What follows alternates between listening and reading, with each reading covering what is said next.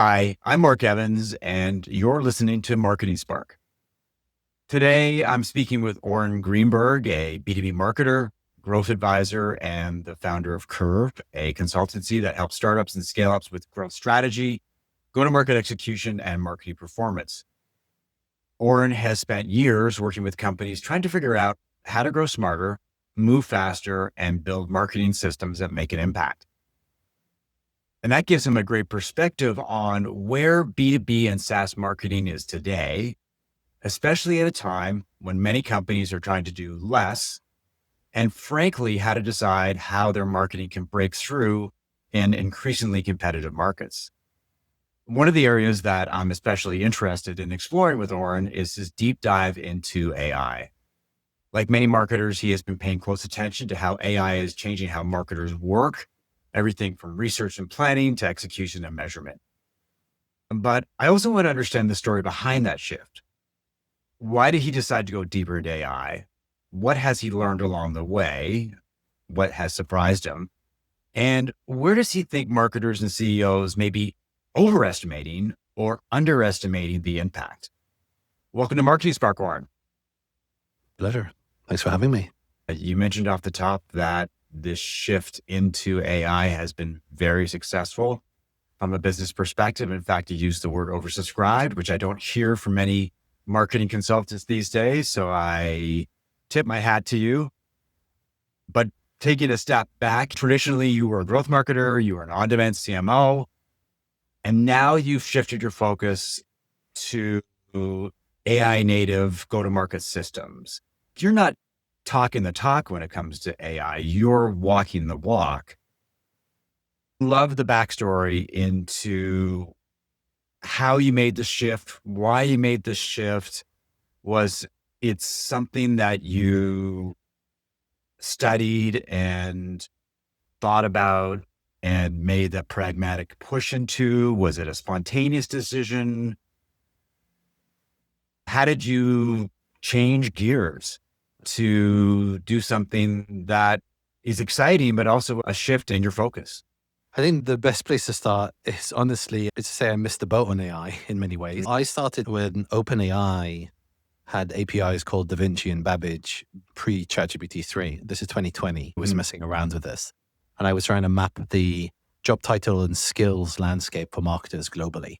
To classify all this free-form text was very difficult. So I ended up looking at natural language processing, and that was data science. Oh, wow. So you must have really seen it coming, and you were really on top of it, and you were like pioneering. I had no idea that it was going to become the biggest, most important thing in the next few years. So even though I thought it was a very useful tool, and I remember when I started playing with GPT-3, I was impressed by it, but the leap that they had made in the progress from it to 2024, I didn't expect such exponential improvement, which could argue is maybe the limitation of really the depth of expertise. The fact that I didn't understand it like a PhD level data scientist who spends his day in linear algebra, and I didn't really understand the potential for growth or improvement from image generation to text generation. Saying all of that, despite my slightly critical view of the potential for us to have been the number one pioneering voice if I'd started early enough, I was still very much enmeshed with AI and dealing with it very deeply, but I wasn't positioned and didn't communicate that expertise publicly until I did. When I made that shift, the reason I made the shift is I had a conversation with my client, 85 mil ARR SaaS, and the CEO was telling me that the valuation of the company has been impacted because of the lack of AI capability. And when I understood that the exit was influenced by it, I realized that the market has now taken to interpreting and understanding the significance of AI. When I heard that, I was like, okay, I'm going to pivot and focus more and communicate publicly, not just privately, all the stuff I was doing. And that's it, just referral, word of mouth, and network. And I've had like really brilliant momentum since. This is very recent. I only did that pivot publicly maybe in July or August last year. Didn't long at all. And it's been just nonstop busy since that happened. So I'm working with, my smallest is probably like a 2 mil, 3 mil ARR. And the largest is like in the billions, like NASDAQ listed. Historically, I've worked for very large public companies, maybe about 5 or 6. but never as the AI marketing specialist. So this Nasdaq one is like the largest entity I've worked with in this vein since the pivot. That sounds amazing. And again, congratulations on the pivot. It's hard to pivot your business when you've done things the same way for such a long time. It would be great to get some insight into the actual work that you're doing with these companies. Are you working directly with the CEO or the CMO or a variety of stakeholders? And then, without giving away trade secrets, what exactly are you doing with these companies? Is it strategic planning? Is it helping them with tactical execution? Is the embrace of the different LLMs? What does that engagement look like? I'd say it splits into two in terms of the target persona. On the smaller companies, it's going to be the CEO. For the larger companies, I'd say probably 50 mil ARR and above. It starts to shift, and I end up working with either the CRO or CMO. I'd say there's maybe 2 or 3 main parts that I help with. The first is the implementation of AI systems for custom projects. For example, ICP modeling or building a programmatic AEO engine to produce lots of content to get the ranking. The next pillar, I'd say, is growth audits. And I'd say right now, I've got about 5 that I'm running in parallel for 5 different companies. Just lots of different audits of ads, the different kit they use. Is it demand-based or is it Sixth Sense, Google Search Console, Google Analytics, Google Ads, SEO, AI ranking, AEO, Geo, so many different terms for it now. Team structure capability. So some of it does overlap with more consulting, professional CMO work. I'd say it's bringing that marketing expertise and then overlaying AI. So it's this kind of this juxtaposition of these 2 concentric circles, this Venn diagram is like quite niched. I'd say 80% technology companies and 20% services companies, but only just B2B, right? And then the next pillar is like setting up workflows and automation. So actually using those tools to help increase efficiency. And then I'd say the last pillar is really the AI training. They did it, a company raised $1 billion, it's like team of 24, 8-week program, 1 hour a week, unlimited support. And I just upskill them. And I'm trying to help that team understand how to work with LLMs, show them lots of different tools that are available, and then give them like homework to go do and come back and work as a team to actually upskill and understand not only conceptually and theoretically, but practically, and increase their confidence. But I'd say the Claude suite at the moment is by far the most popular. Literally, I talked to a company yesterday migrating from ChatGPT Enterprise to the Claude suite. So everyone's migrating over into Claude, which is the right move. They should be doing that. Even though OpenAI was the originator, it's still a really brilliant tool. I use the ChatGPT API, and I also use Claude and the Claude API, and I use Gemini. So I use different models for different purposes. So it's not to say they're better as much as they're better for different purposes and different use cases.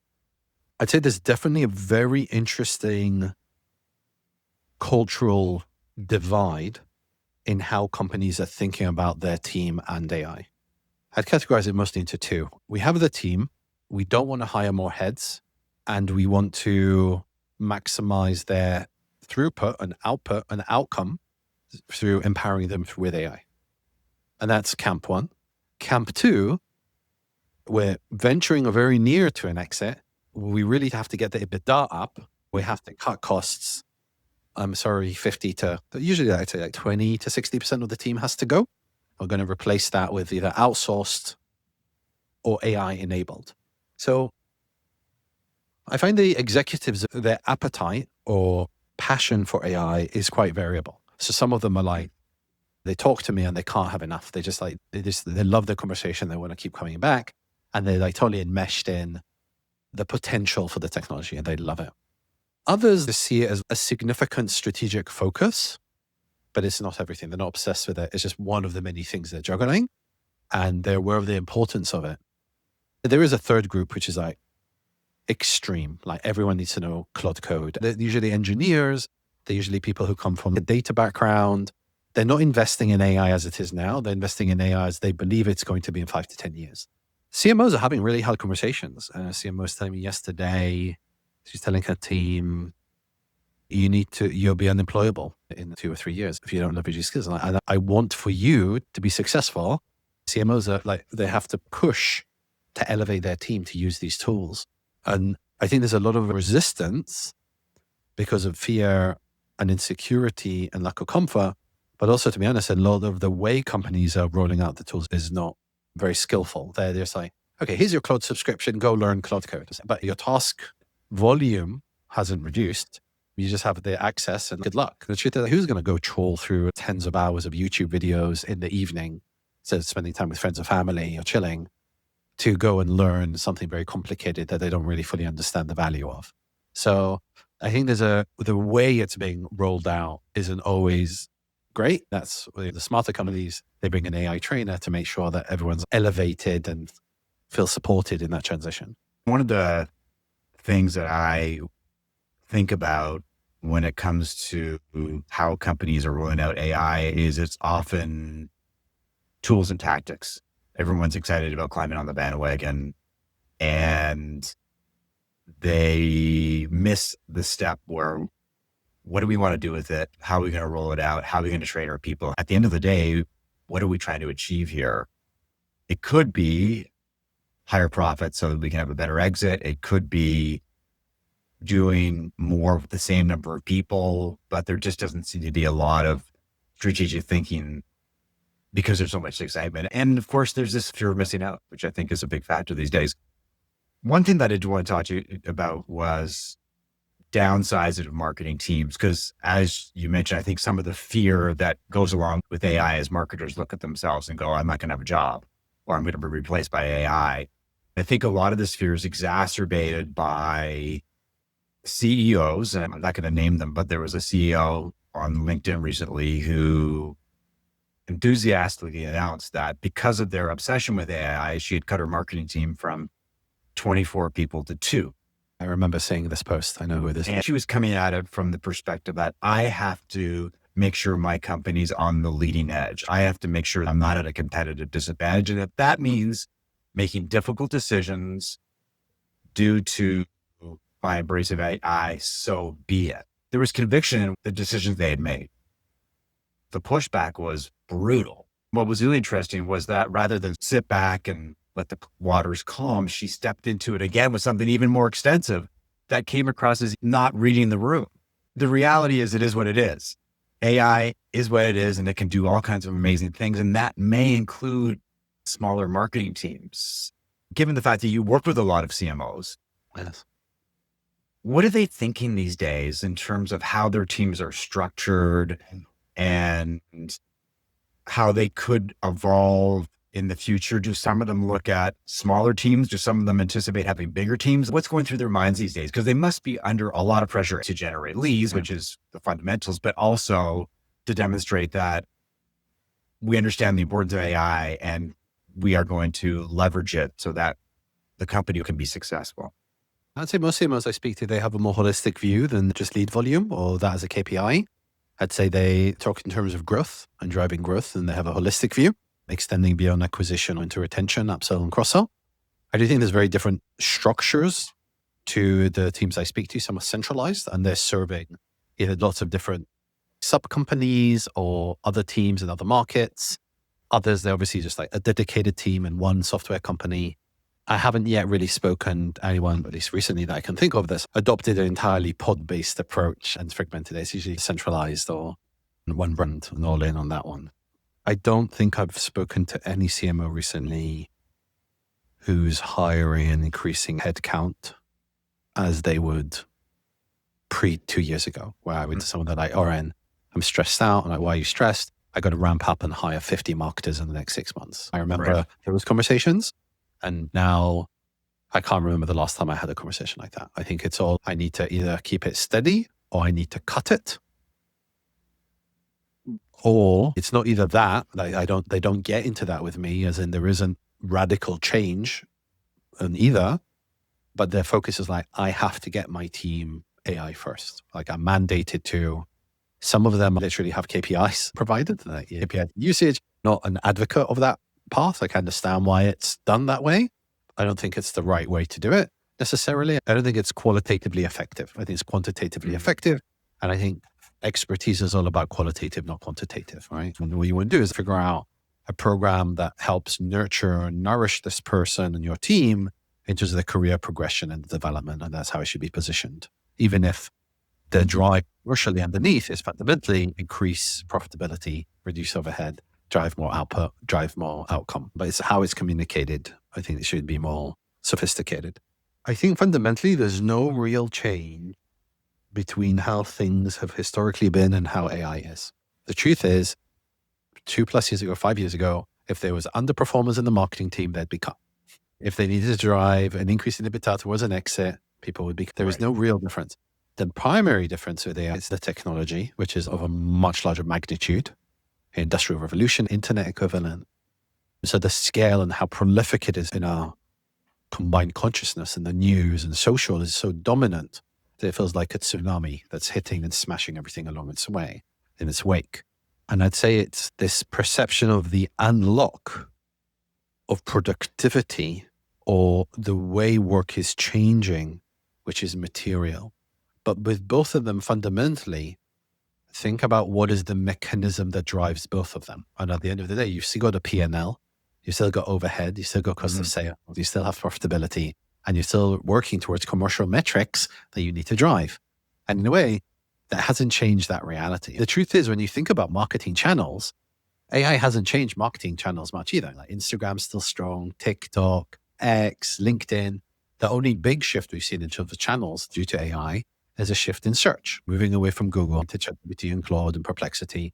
It's not just the channel. It's like when you think about spend between social and search, those two are like 75% of all spend globally on digital. So half of that is now going through a shift. So it's not like a small shift, it's a tectonic shift, but it's still only one of many channels and activities of that have been erupted due to AI. I'm not foreseeing anytime soon new channels evolving, but I do think that there is a big shift now with like agents, and now there's more traffic due to agents than humans and how data is being aggregated and how agents are like the purveyors of content and curation and their filter, and that filter is intensifying because the noise is intensifying, generated content and the number of agentic workflows out there.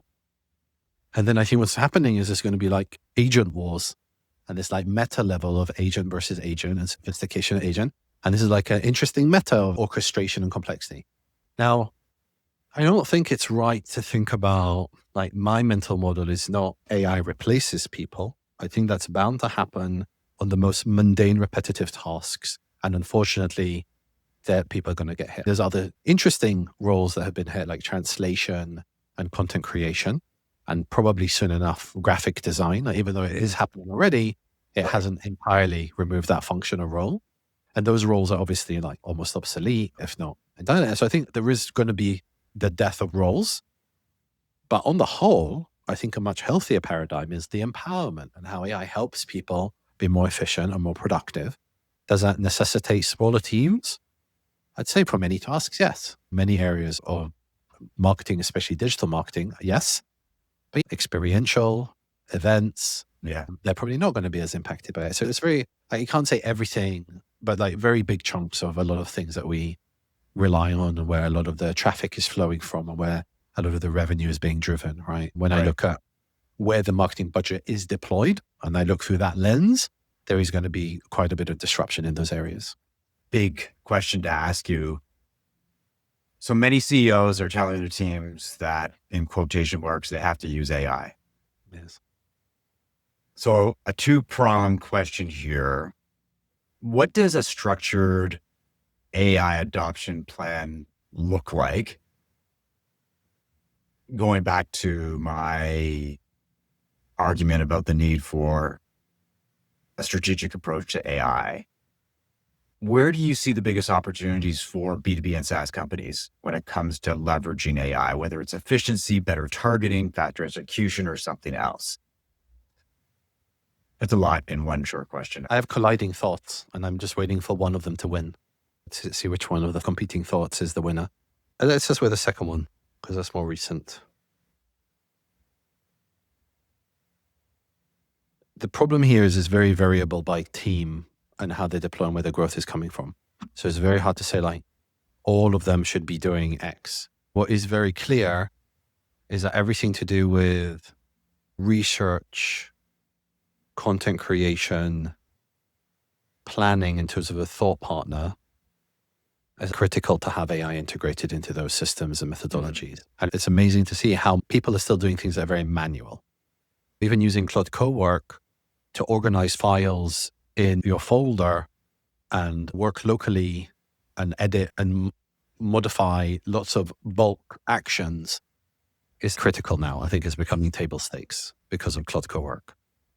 I do think that where we're moving to is this OpenClaw Hermes always on agent that is a delegator or creating of sub-agents to execute on tasks because of the limitations of the context window and making sure memory is persistent. And more, that's going to go for progressive adoption. But I haven't seen any company yet deploy that practically and efficiently. I'm seeing more freelancers doing it, small agencies, AI first teams, but no company that's like north of 50 mil. I haven't seen like an OpenClaw deployment across the team or anything, right?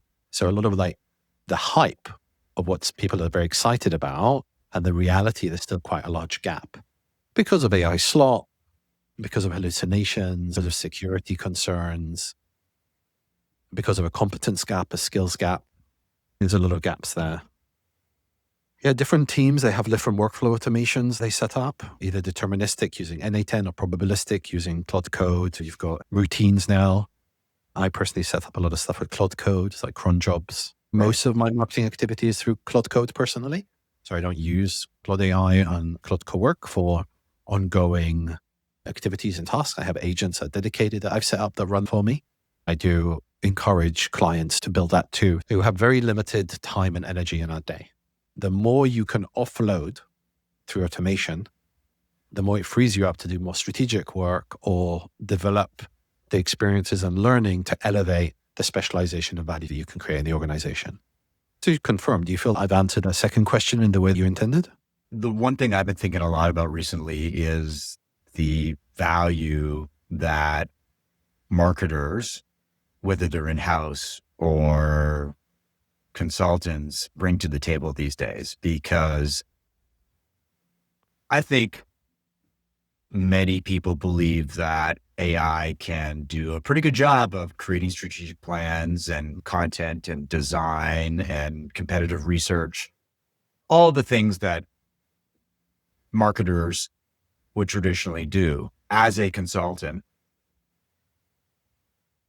Where do you think the value that we're delivering these days? What do CEOs or CMOs want from marketing consultants?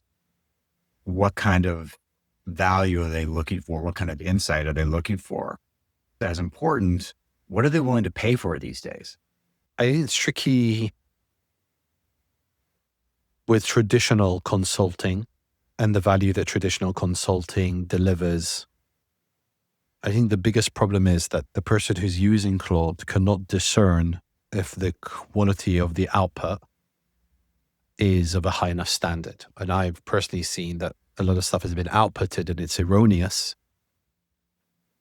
but the person who outputted it didn't know it was because I didn't have that expertise or specialization to discern it. There's two parts to this, the reason for this problem. The problem, part one, is the executive who's using AI doesn't know that they don't know how to use AI properly. They just think if I type it in, then it's smart enough and it's going to give me a response. And they don't really understand that they haven't inputted enough specific context or broken down the request in the correct order to get the response that they want. And they also discount that AI is very psychopathic and it's very much looking to please you or appease you, reform what you already think. And people they think they're looking for impartial view, but they're really looking for validation. AI gives it to them. They're happy that they believe their strategy is correct. That's the first part. The second part is the context that's inputted into AI isn't enough in terms of just general context. The specificity required to get the strategy accurate enough hasn't actually been inputted. Like all of your competitors and all of the differentiators, all of their services and all of their products and your entire client base. And if you think about what a consultant would do to get that level of data and depth, to get you an accurate assessment, the people forget that the AI needs that. They just assume, oh, it's ingested the internet, which is actually wrong. because it actually has a MOE model. So it has a model of a mix of experts. And what happens is you don't have an AI that answers your request. You actually have a request that gets sent to a specialized model as part of the general model that answers your request. There isn't an AI that's ingested the internet. And also with all of the parameters in the AI, it never really uses all the parameters at any given point. And getting technical or specific here isn't to show off. It's to explain that if you're using AI and you don't really understand how you're using AI necessarily, that was the point. And the point is a lot of executives, they have these very broad ideas that are very rough and inaccurate. And therefore the output and the quality is not the standard it needs to be because they don't understand how the model works. So what happens is you're getting the average of the average. You're getting the mean average of the AI response. It's slightly personalized to your very limited context you provided. What happens is you're getting a response. You can't even evaluate if it's accurate or not. And that's the two-part problem with how executives are thinking about it, and they're thinking it can replace the experts. Unfortunately, they're probably right 50% of the time. So half the experts probably are useless and could be replaced with AI and the equivalent. And the other half are really good and competent. But for the decision maker who can't evaluate which 50% is good or bad, then they end up going, okay, it's so expensive, I might as well just do it all the 100%. And sometimes it makes a fatal mistake, and that's very deadly. That category of the traditional consultant is in decline because of everything I just described. The consultant who is empowered through AI or leveraging AI is at an advantage because now the buyer is understanding that person is leveraging those tools to either be more efficient, so they're delivering more value for the same cost, and the person is more aligned culturally to the shift in the market and the competitive forces that company is under and that executive is feeling, that they need to be cutting edge and need to be delivering better performance. And that person is communicating, they get it rather than being resistant to it. Someone the other day said the marketing person is very capable, very smart, really lovely, but a complete laggard. You can hear this friction there between this person's, oh, AI is useless, and the CEO who's, no, we should all become AI first and AI native. Imagine what's happening in that relationship dynamic where there's so much friction because of this resistance to the technology and the belief around it. I love your comment about 50%. 50, you know, it's the 50% are smart and 50% reminds me of John Wanamaker, that quote. I know that 50% of my marketing is working. I just don't know which part of it is.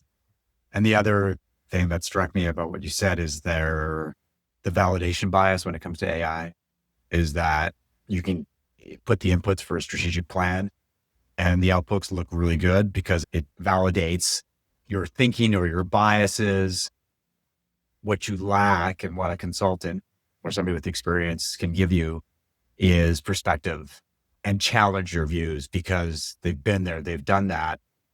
The AI may be very smart, but it just hasn't had the experience that a lot of people see. So AI is an amazing tool, but it's not the be all and end all. And I think that's something that consultants can bring to the table. Great conversation. One last question I wanted to ask you is when you look at the B2B marketing landscape, and I guess it's really hard given we don't know where it's going to be in 3 months, let alone 3 weeks from now. What are the most vulnerable areas for AI disruption? We've talked about how content's being turned upside down, increasingly design is going to be more AI dependent, research, search. When you look into your AI crystal ball, what do you envision when it comes to disruption? I'm going to give the abstract intangible answer, which is directional, and then maybe throw in a couple of examples. What's AI's biggest superpower at the moment?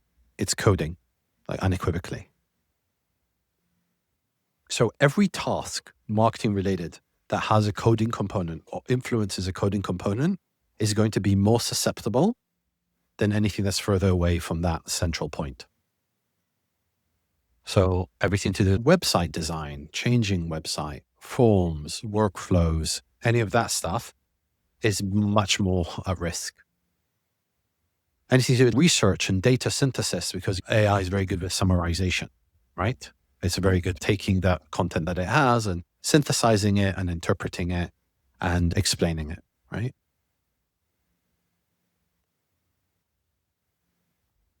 What's definitely happening now in terms of the more pioneering tools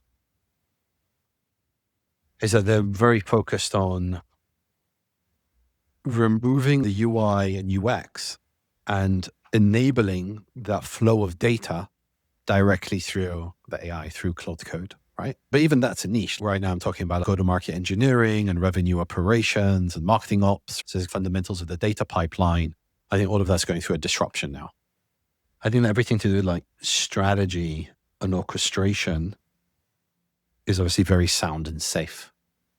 And so what I find is I'm now able to do marketing work that I would have had juniors do, but without having the juniors because I can leverage AI. So I can actually take on a lot more activity because I'm an expert and I know how to evaluate what the AI is doing and it's so fast and capable that a lot of that lower end work is really at the highest risk compared to that middle and definitely not the top echelon, right? There's about 34 functions in marketing, core functions.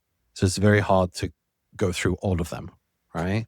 Everything to like SEO is going to be relatively standardized, like AEO answers, all of this stuff like on-page optimization, content assisted creation, all of that is much higher risk.